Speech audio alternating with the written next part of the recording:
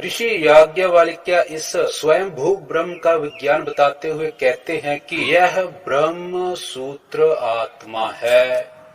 इसी पर ब्रह्म सूत्र ग्रंथों की रचना करी गई है। अर्थात सृष्टि के समस्त पदार्थ एक सूत्रीय होकर बहुधा आकार हो रहे हैं। यही ब्रह्म शब्द का मूल अर्थ है। आप समझ लीजिए कि जैसे एक सूत होता है ना, धागा, वह धागा स्वयं से तंतु रूप होकर के कई प्रकार के, कई डिजाइन के कपड़ों को प्रकट करता है। यही अवस्था इस सृष्टि की है जो तंतुओं में है। इसलिए तंत्र की रचना हमारे शास्त्रों में मिलती है। जिसका सूत्रधार एक ही ब्रह्म है, वह ही स्वयंभू है। यही वेदों का मूल रहस्य है। इस रहस्य को यदि गहराई से समझा जाए तो सृष्टि का जो साइंटिफिक डिजाइन प्रस्तुत होता है वह एक जाल की भांति तंतुओं में। इसी तंत्र विज्ञान की साक्षी स्वयं भगवान शिव देते हैं। इस एक सूत्रीय ब्रह्म में प्रकृति से लेकर आत्मा व परमात्मा तक सब एक रस हैं, एक हैं। क्योंकि यदि सब अलग अलग होता ना तो इस सृष्टि में कोई सामंजस्य नहीं होता। क्योंकि दो विरोधी चीजों की अपनी अपनी एक बाउंड्री होती है जो उन्हें एक दूसरे से अलग करती है। इससे द्वेष बनता है। द्वेष का मूल अर्थ है कि दो तत्वों का आपस में विरोध। इसलिए द्वेष से कभी सामंजस्य नहीं बन सकता है। जबकि प्रकृति के समस्त तत्व नियमों में है। सजीव निर्जीव पदार्थ आपस में एक रस है। इसीलिए तो हमें स्वयं का कभी आभास नहीं होता ना कि हम शरीर हैं, या मन है, या आत्मा है। इसी को सामंजस्य कहते हैं। क्योंकि आत्मा परमात्मा व प्रकृति का आपसी द्वेष होता ही नहीं। इसी से सारी सृष्टि एकत्व भाव में है, कोई गड़बड़ी नहीं। जैसे भौतिकी शरीर भोजन के तंतुओं से बना है ना, भोजन पेड़ से जुड़े हुए हैं। पेड़ पौधे अग्नि जल वायु पृथ्वी आदि इन पंचभूतों से जुड़े हुए हैं। ऐसे ही प्रकृति आत्मा व परमात्मा एक सूत्री है। हालांकि आजकल वैज्ञानिक तर्क देते हैं कि सब कुछ भौतिकीय ही है, कुछ भी फिजिक्स के अन्यथा नहीं है। यदि ये सब कुछ भौतिकी ही है तो फिर हम क्या हैं? हम भौतिकीय नियमों से नहीं चलते। याद रखिए, भौतिकीय नियम क्या है? भौतिकीय नियम कहते हैं कि यदि जैसे हम किसी पत्थर को उठा करके हवा में उछालें तो वह एक सीधी रेखा में जाएगा। लेकिन यदि उस पत्थर को उठा करके हवा में फेंके और वो सीधा जाने के बजाय पहले रुक जाए, फिर कभी इधर जाए, कभी उधर जाए, कभी ऊपर जाए, कभी नीचे जाए, तो ये भौतिकीय नियमों के विरुद्ध होगा। तो यही तो हम करते हैं। अभी मान लीजिए एक कबूतर को उठा करके हवा में फेंको, वो क्या करेगा? हवा में जाते ही रुक जाएगा पहले तो, फिर कभी इधर को जाएगा, कभी उधर को जाएगा। तो ये भौतिकीय नियमों के विरुद्ध ही तो है। तो शास्त्रों में इसे कर्म कहा गया। इस गति को कर्म कहा गया है। एक तो क्रिया होगी, वो भौतिकी नियमों के अनुसार सीधी चलती है, सीधी रेखा में चलती है। एक कर्म हो गया, उसमें हम मनमानी करते हैं, वो मनमानी गति होती है। इसलिए इस मनमानी गति को अभौतिकी कर्म कहा गया है। क्योंकि मन एक अभौतिक ऑब्जेक्ट है। अब इस पर वैज्ञानिक एक नया तर्क देते हैं। क्या है वो? उसे समझिए। वह कहते हैं कि जैसे एक रोबोट होता है ना, वो भौतिकी होते हुए भी हमारी तरह कार्य करता है। उसी तरह हम सब जीव हैं, उसी तरह से हमारा भी कार्य है। मैं कहता हूं कि ये एक व्यर्थ तर्कहीन बात है। क्योंकि जीवों की क्रिया का कारण मनोभाव है। हम सब भावनाओं से ग्रसित होकर कर्म करते हैं। स्वयं से स्वयं की भावनाएं बुनकर उसके पचड़े में फंसे रहते हैं, जबकि कोई भी रोबोट भावनाओं से ग्रसित होकर के कार्य नहीं कर सकता। वह भौतिकीय कमांड पर ही निर्भर होता है, जिसे हम मनुष्य तय करते हैं, जबकि भावनाएं भौतिकीय होती ही नहीं, इसलिए कोई भी मशीन उसे पकड़ नहीं पाती। मनोभाव रोबोटिक अवस्था नहीं है। बड़े बड़े रोबोट देख लो आप, बड़ी बड़ी मशीनें देख लो, बड़े बड़े इंजन देख लो, लगातार चलते हैं ना, कुछ ही घंटे में गर्म होकर रुक जाते हैं। अगर लगातार चलाते रहोगे तो वो सड़ जाएंगे, खराब हो जाएंगे। ये बड़े बड़े जो इंजन है ना, वो 10-15 वर्ष में ही समाप्त हो जाते हैं, खत्म हो जाते हैं। लेकिन ये शरीर और इस शरीर के पुर्जे 100 वर्ष तक लगातार चलते हैं, फिर भी नहीं रुकते, गर्म नहीं होते, नष्ट नहीं होते, क्योंकि इस शरीर की कमांड आत्मा देती है और वह कमांड मन ग्रहण करता है। और मन एक अभौतिकीय शक्ति होने के कारण उसकी शक्ति कभी नष्ट नहीं होती। ये जो शक्ति है ना शरीर में, ये मन की शक्ति है, इसीलिए तो थकता नहीं, इसीलिए तो लगातार चल रहा है, इसीलिए बिना रुके लगातार वर्षों वर्ष तक ये शरीर चलता है, इसके पुर्जे चलते हैं, क्योंकि शरीर मन की शक्ति पर टिका हुआ है। यही योग शास्त्र का सिद्धांत है, याद रखिए, जिससे योगी तपस्वी भी हजारों वर्ष तक जीवित रहते हैं। उदाहरण के लिए, यदि कोई व्यक्ति गहरी टेंशन ले ले, कोई सदमा हो जाए, तुरंत बीमार होगा और तुरंत मर जाएगा। और वो गहरा सदमा कोई चोट नहीं है, कोई बाहरी चोट नहीं है, कोई अंदरूनी चोट भी नहीं है, एक मानसिक चोट है, एक मानसिक भावना है। एक मानसिक भावना से ग्रस्त हुआ और टेंशन में गया, डिप्रेशन में गया, शरीर भी रोगी हो गया और फिर मर गया। तो क्या हुआ? किसकी शक्ति है ये? शरीर की शक्ति है? दिमाग की शक्ति है? नहीं, ये मन की शक्ति है। अब यदि मन प्रसन्न रहे, जीवन भर शांत रहे, स्थिर रहे, तो स्वाभाविक है ना कि हम सैकड़ों वर्ष तक जी सकते हैं, बिना बीमार हुए जी सकते हैं, क्योंकि जो भी रोग है वो मनोरोगी है, मनोरोगी शारीरिक रोग हो जाते हैं। तो हम सैकड़ों वर्ष तक इस मन की स्थिरता को बना करके जी सकते हैं। और यदि इस मन की शक्ति का ध्यान करके, शास्त्रों में से इस मन की शक्ति का ध्यान करके इसे ग्रहण कर लिया जाए, तो आप सोचिए कि हम क्या नहीं कर सकते। आप विचार कीजिए, यही तो विज्ञान है शास्त्रों का। भौतिकी आगे फिर भौतिकी पर भी आएंगे, लेकिन आप समझिए कि हम भौतिकी अवस्था नहीं है। अब देखिए, बचपन से लेकर बुढ़ापे तक हमारा शरीर असंख्य बार बदल जाता है, क्योंकि हमारा शरीर ही शरीर को खाता है, हमारा शरीर ही शरीर का पाचन करते हुए चलता है। क्योंकि जब हम भोजन करते हैं तो उस भोजन से आए हुए कोशों को, जिसे हम सेल भी कहते हैं, उससे नए सेल का निर्माण करता है, और जो शरीर में पहले के सेल बने हुए होते हैं उसका वो रिसाइकल करता रहता है शरीर।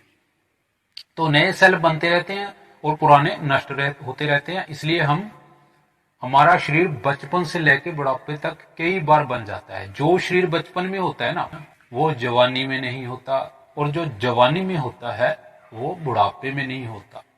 किंतु ध्यान रखिए, हमारा एकत्व भाव सदा एक रस रहता है। देखिए, शरीर सैकड़ों बार बदल गया, लेकिन हमारा एकत्व भाव कभी नहीं बदलता, अर्थात हमारे अस्तित्व में कोई बदलाव नहीं आता।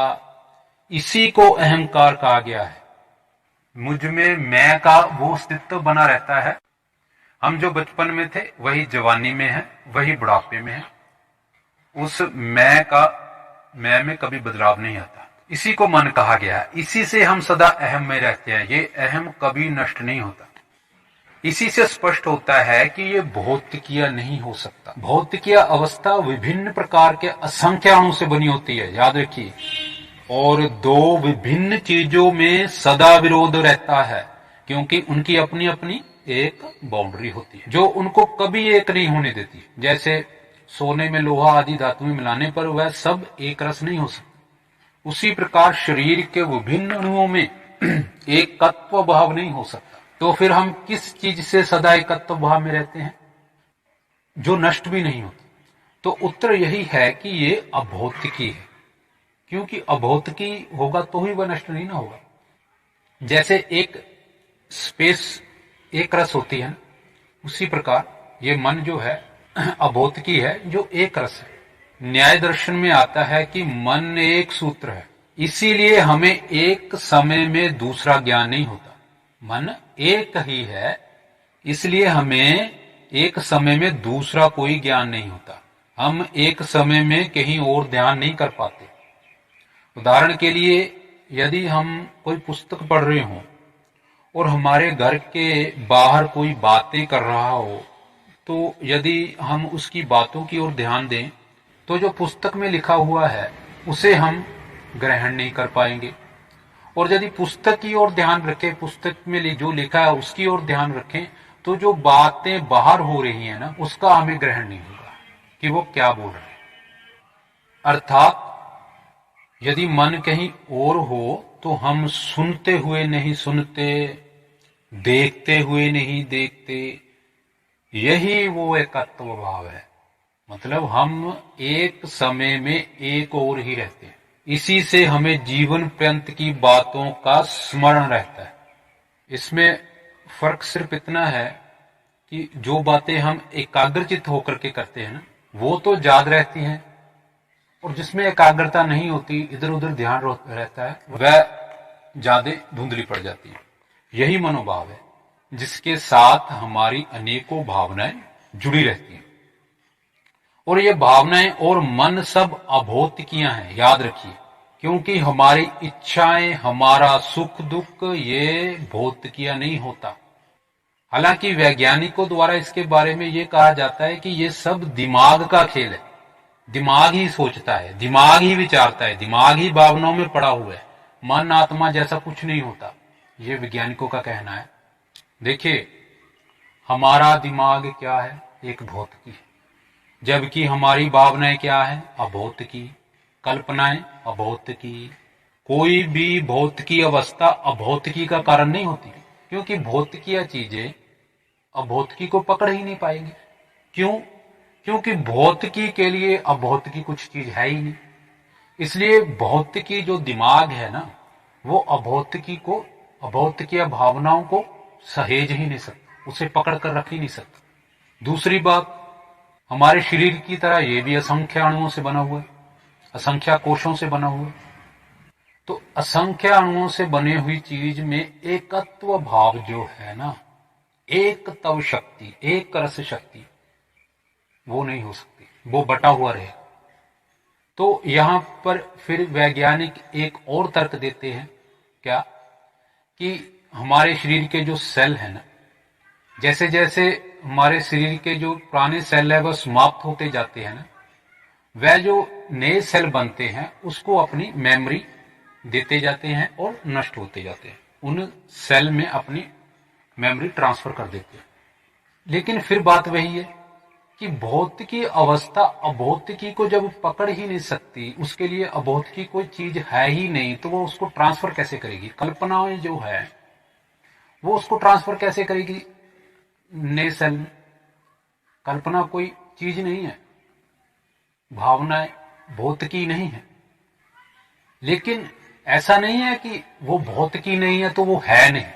यदि है तभी तो उसका प्रभाव हमारे रोम रोम पर पड़ता है, तो वो है। अब भौतिकी का कारण है, भौतिकी अभौतिकी का कारण नहीं है, क्योंकि अभौतिकी भौतिकी से बहुत सूक्ष्म अवस्था में, उसी को मन कहा गया। जैसे बहुत से अणुओं से बनी हुई कोई चीज है ना, कोई पत्थर है, कोई लोहा है, कोई, उसमें जो आकाश है वो एक रस है, आकाश एक रस रहता है। उसी प्रकार मन की अवस्था है, वो एक रस रहती है। इस एक रस अवस्था को ही लिंग कहा गया है। इसलिए आकाश को भी लिंग कहते हैं, मन को भी लिंग कहा गया है। हालांकि आत्मा को भी लिंग कहा गया है, उस पर आगे फिर चर्चा करेंगे, आत्मा के विषय आएगा। इसी के आधार से व्याकरण में पुरुषलिंग, स्त्रीलिंग, नपुंसकलिंग, इस तरह से 3 प्रकार के लिंगों की चर्चा करी गई है। क्योंकि जो पुरुष है उसमें पुरुषत्व भाव है, केवल क्या है, उसमें केवल पुरुष भाव है, इसलिए वो पुरुष लिंग है। स्त्री में केवल स्त्री भाव है, इसलिए वो स्त्रीलिंग है। और जिसमें दोनों ही नहीं है वो नपुंसक लिंग कहा गया है। तो लिंग पर आगे फिर एक चर्चा करेंगे। यही शिवलिंग है, यही अवस्था शिवलिंग है, यही स्वयंभू शिव है जो एक सूत्र है। इसलिए दिमाग नहीं विचारता, दिमाग से विचारा जाता है। क्योंकि उसे क्या विचारना है क्या नहीं, इसकी कमांड कहीं और से मिलती है। क्योंकि कमांड जो है वो इच्छाओं पर निर्भर है, हमारी इच्छाओं पर कमांड निर्भर है। और इच्छा दिमाग की नहीं होती। जैसे आंख नहीं देखती, आंख से देखा जाता है। क्योंकि यदि आंख ही देखती होती तो फिर आंखें बंद करने पर जो भीतर दिखता है वह क्या है। इसका अर्थ है कि बिना आंख के देखे भी हम देख सकते हैं, हमें भीतर दिखाई देता है, वो चीज अलग है, आंख से अलग भी कोई चीज है। ऐसे ही कान नहीं सुनते, कान से सुना जाता है। मुख नहीं बोलता, मुख से बोला जाता है। दिमाग नहीं सोचता, दिमाग से सोचा जाता है। और इन सब इंद्रियों का संबंध एक रस हो जाता है एक जगह जाकर के, उसे ही मन कहा गया है। इसीलिए मन को अति इंद्रिय कहा जाता है। यदि हम इस क्षमता को साध लें तो हम क्या क्या कर सकते हैं, ये आप स्वयं ही विचार करके देख लीजिए। मन के साधने को ही सिद्धि प्राप्त करना कहा गया है शास्त्रों में। क्योंकि मन का प्रभाव हमारे शरीर के रोम रोम पर पड़ता है। इसलिए मन को साध लेने पर हम उसकी शक्ति को शरीर के माध्यम से भी प्रकट कर सकते हैं। जैसे अदृश्य हो जाना, हवा में उड़ना। क्योंकि मन ये सब बातें विचार करने की शक्ति रखता है और उस शक्ति का आभास भी हमें कराता है। जैसे हम स्वप्न में यदि उड़े तो हमें उड़ने का आभास वो पूरी तरह होता है, वो झूठ नहीं लगता उस समय। उसी शक्ति को साधने से योगी तपस्वी उड़ते हैं, अदृश्य हो जाते हैं। इन सिद्धियों के बारे में हम आने वाले सत्रों में चर्चा करेंगे।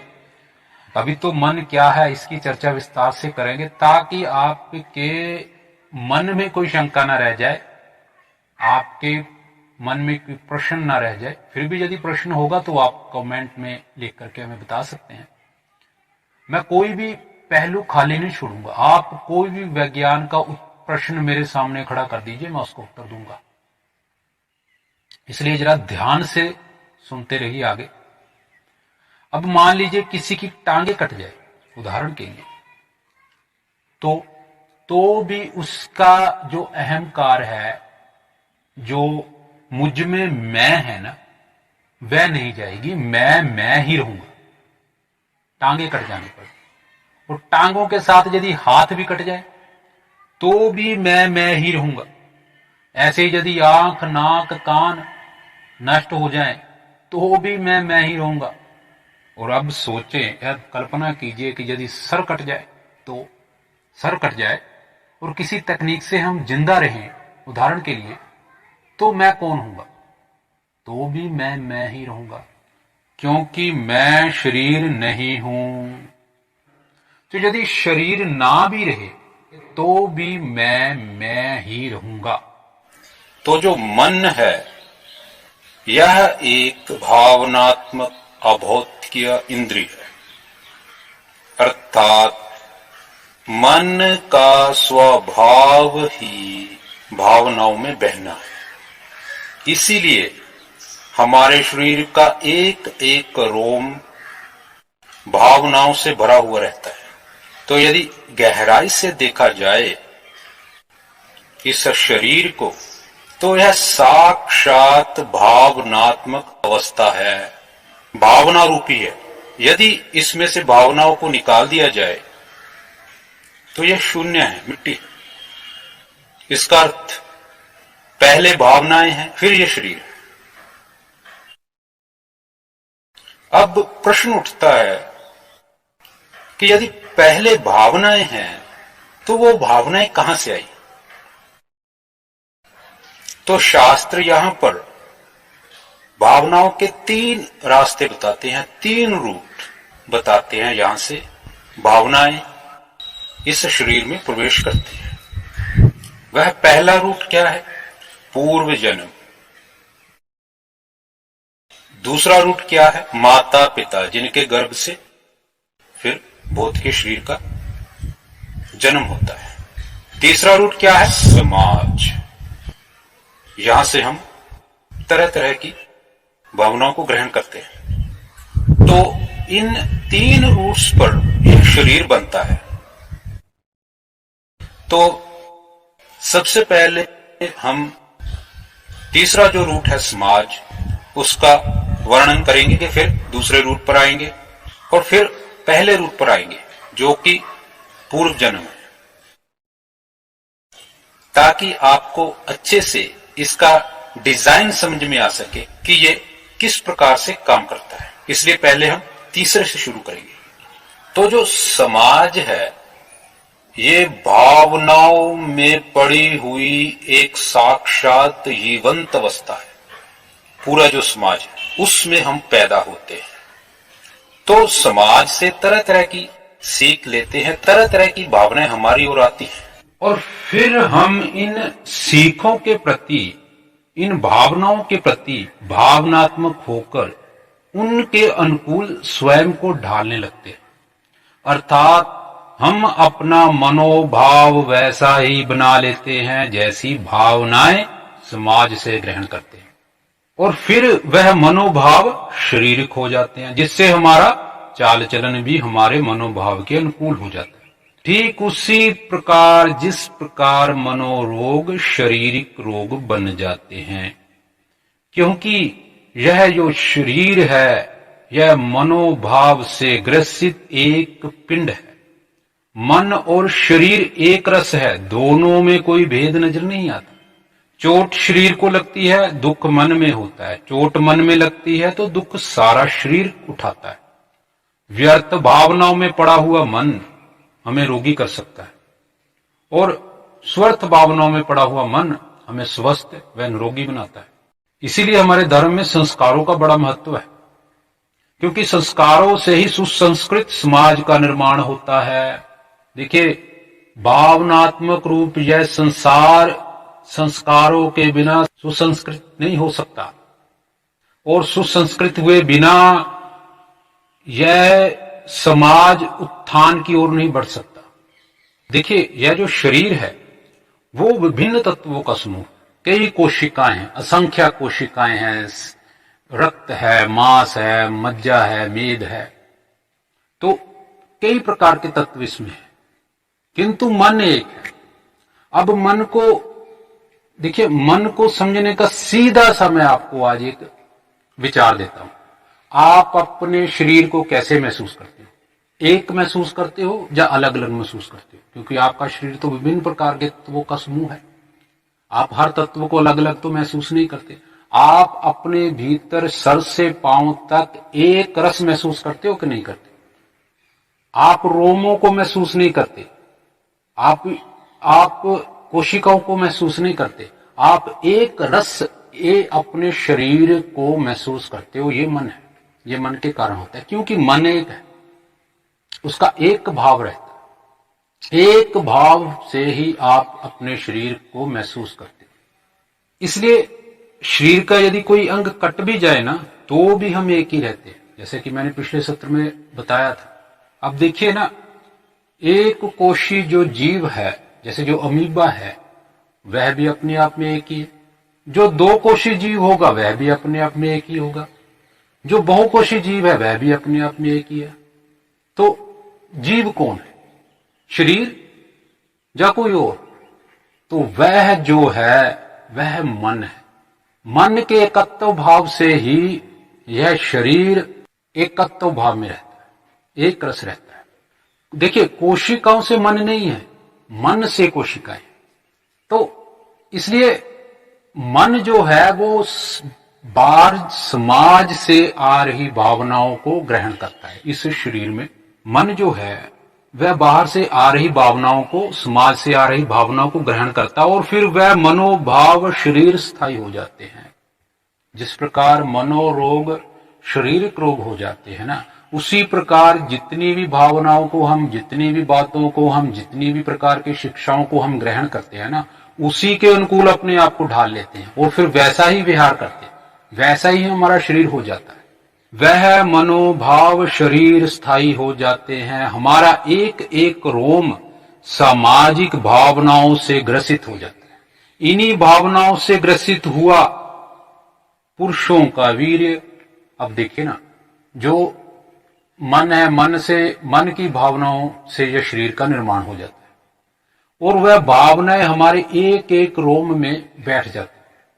तो वीर्य में भी है, तो वो पुरुषों के वीर्य में चली जाती है और स्त्री के रज में चली जाती है। फिर जब स्त्री और पुरुष दोनों का संयोग होता है तो जो संतान होती है वह भी हमारे ही चाल चलन वाली हो जाती है। इसीलिए तो संस्कारों का बड़ा महत्व हमारे समाज में है कि माता पिता को कैसा होना चाहिए, तभी अपने बच्चे का भी निर्माण कर पाएंगे, क्योंकि भावनाओं से ही यह शरीर बना है। भावना ही मुख्य है, शरीर बाद में है। तो माता पिता ने जो समाज से ग्रहण किया उसको मन में भरा, मन से शरीर में आया, शरीर के से वीर्य और रज में गया, रज और वीर्य के संयोग से संतान उत्पन्न हो गई। वह संतान भी वही चाल ढाल वाली है जैसे माता पिता है। ये जो संतानें हैं ये मात्र शरीर नहीं है, ये मात्र भौतिक डीएनए नहीं है। इस डीएनए के परे जो सूक्ष्म अवस्था है वह मनोभावनाओं की है। वह हमारी चाल चलन वाले बच्चे जो हमारे हैं, हमारी जो संतानें हैं, वह हमारी ही चाल चलन वाली, हमारी ही तरह व्यवहार करने वाली, हमारे ही तरह विचार करने वाली हो जाती। ये दूसरा रूट। पहला रूट जो है वो समाज से, मैंने जैसा कि बताया, समाज से हम ग्रहण करते हैं और जो ग्रहण हुआ फिर वो उससे हमारी संतानों में चला जाता है। ये दूसरा रास्ता है भावनाओं का। अब जो तीसरा प्रकार है, जो तीसरा रास्ता है वह है पूर्व जन्म। अब जैसा कि मैंने पिछले सत्र में भी बताया था कि शरीर मर जाता है किंतु भावनाएं नहीं मरती। क्यों? क्योंकि भावनाएं अभौतिकीय है। क्यों? क्योंकि मन अभौतिकीय है। आप किसी की कल्पनाओं को पकड़ सकते हो क्या? किसी के विचारों को पकड़ सकते हो? किसी भी इंस्ट्रूमेंट से हम किसी की कल्पनाओं को, किसी के विचारों को, भावनाओं को पकड़ नहीं सकते। तो वो जो भावनाएं हैं वो अभौतिकीय है, जबकि शरीर क्या है? एक भौतिकीय। अब भौतिकीय चीज तो नष्ट हो ही जाती है। भौतिकीय क्या है? अग्नि जल वायु पृथ्वी आकाश, इससे बनी हुई चीज नष्ट होगी, वो तो नष्ट हो गया, शरीर तो नष्ट हो गया। लेकिन जो अभौतिकीय है, जिससे ये अग्नि जल वायु पृथ्वी आकाश बने, मन से, महत से अहंकार, अहंकार से पंचतन मात्रा और पंचतन मात्राओं से जो पंचभूत बने हुए हैं, पंचभूतों का आपस में जोड़ तोड़ फोड़ चलता रहता है। लेकिन जो मूल में मन है, महत है, अहंकार है, वो तो अभौतिकी है। इसको अगले सत्र में हम विस्तार से बताएंगे कि किस प्रकार वह अभौतिकी है। वो अभौतिकी है क्योंकि जो भौतिकी है वो तो पंचभूतों के कारण उसको भौतिकी कहा गया। तो भौतिकी तो नष्ट हो गया, शरीर तो नष्ट हो गया, लेकिन जो अभौतिकी है, मन है, वह नष्ट नहीं होगा। वह एक शक्ति है। तो फिर वो क्या करेगा? मन क्या करेगा? वो पुनर्जन्म लेगा। हमने देखा है, आपने भी देखा होगा कि 2-4 वर्ष के बच्चे भी गीता का, रामायण का या किसी ग्रंथ का पाठ करने लगते हैं, जबकि उसके खानदान में किसी ने गीता रामायण का पाठ तक नहीं किया। बहुत से बच्चे कोई म्यूजिक इंस्ट्रूमेंट बजाने लगते हैं, जबकि उसके खानदान में किसी ने म्यूजिक इंस्ट्रूमेंट देखा तक नहीं होता। और आम देखा गया है कि छोटे छोटे बच्चे कुछ ऐसी जगहों के नाम बताते हैं यहां वह कभी गए ही नहीं। ये आम देखा जाता है, आम छोटे छोटे बच्चों में ऐसी चीजें दिखाई देती हैं। कुछ ऐसे नाम बताने लगते हैं जिन नामों का कभी जिक्र घर में हुआ तक नहीं होता। आपके घर में भी छोटे छोटे बच्चे ऐसी बातें करते हैं, आप कभी ध्यान दीजिएगा। और कभी कभार तो बहुत छोटे छोटे बच्चे स्पष्ट ऐसी जगहों के, ऐसे घर के, ऐसे नामों का जिक्र करते हैं, वर्णन कर देते हैं कि वह उसके पूर्व जन्म से रिलेटेड निकल जाते हैं। ऐसी घटनाएं देखी जाती हैं। अब सीधी सी बात यह है कि ये जो घटनाएं दिखाई देती हैं, ये या तो व्यक्ति मनुष्य समाज से ग्रहण करता है, लेकिन उसके लिए बड़ा होना पड़ेगा, सीखना पड़ेगा, उसके लिए समय देना पड़ेगा, वो तो 2-4 वर्ष के बच्चे हैं। या फिर वो माता पिता से ग्रहण करता है, माता पिता के खानदान में वो चीज ही नहीं है। कोई माता पिता के खानदान में इंस्ट्रूमेंट नहीं बजा रहा, उसका बच्चा बजा रहा है। कोई माता पिता के खानदान में कोई पाठ नहीं कर रहा, उसका बच्चा कर रहा है। और कुछ बच्चे ऐसी जगहों के नाम बताते हैं जो नाम उसके माता पिता ने सुने तक भी नहीं। तो ये जो भावनाएं हैं, ये जो भाव है, ये कहां से आए?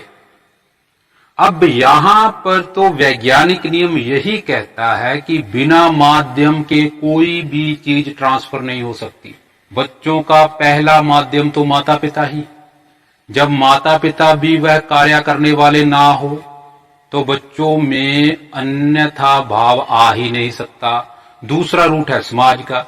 अब जब 2-4 वर्ष के बच्चे स्वयं को ही नहीं जानते, वह समाज से कहां से सीख लेंगे?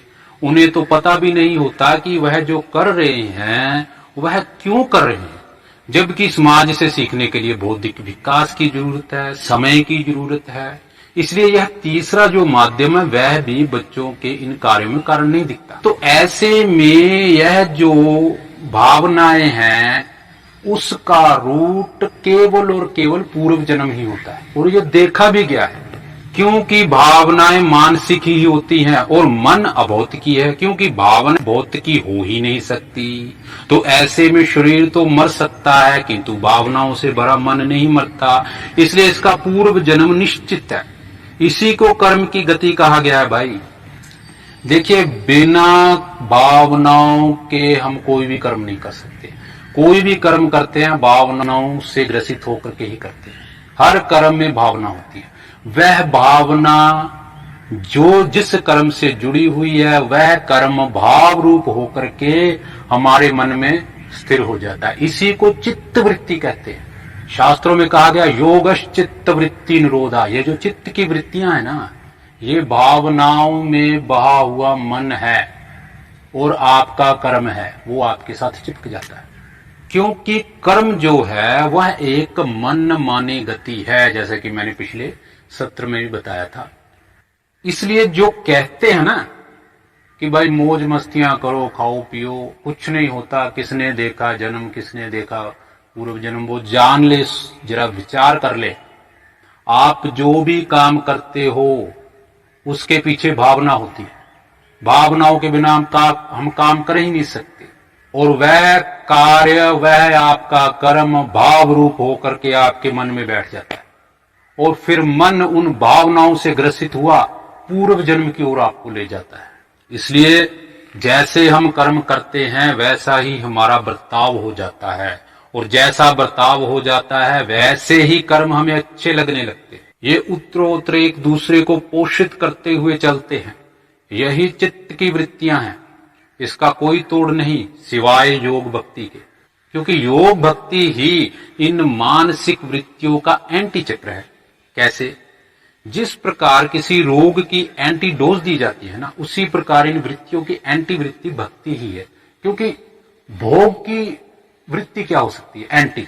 भोग का एंटी क्या होगा? योग।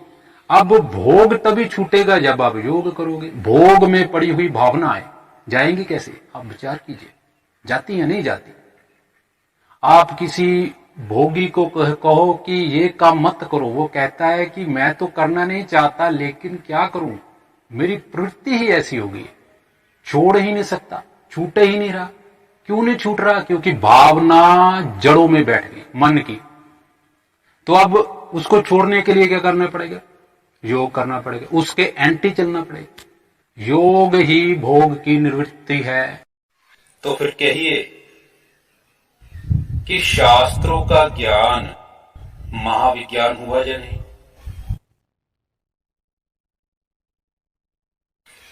जो अग्नि जल वायु पृथ्वी सब जितने भी पदार्थ हैं, मन तक, सब हमारे शरीर के भीतर है। बाहर उसके लक्षण बहुत सामान्य प्रतीत होते हैं। क्यों? क्योंकि बहुत सी अवस्था जो है वो बड़ी सूक्ष्म, बड़ी अभौतिक अवस्था है, उसको हम किसी भी इंस्ट्रूमेंट से डिटेक्ट नहीं कर सकते, लेकिन भीतर तो डिटेक्ट कर सकते हैं ना। मन को हम भीतर डिटेक्ट कर सकते हैं, लेकिन बाहर मन डिटेक्ट नहीं होता, लेकिन बाहर मन है। इसी प्रकार जो देव स्वरूप है, अग्नि का, जल का, वायु का, उसका हम अपने भीतर साक्षात्कार कर सकते हैं। इसी को स्वयंभू अवस्था कहा गया है। जैसा कि मैंने पिछला सत्र, जो पहला सत्र किया था, उस सत्र के प्रारंभ में मैंने आपको बताया था कि भगवान शिव स्वयंभू होकर के सर्वप्रथम प्रकट होते हैं। उसके बाद फिर भगवान विष्णु के, फिर ब्रह्मा के द्वारा यह जो वैदिक ज्ञान है यह हम तक पहुंचा है।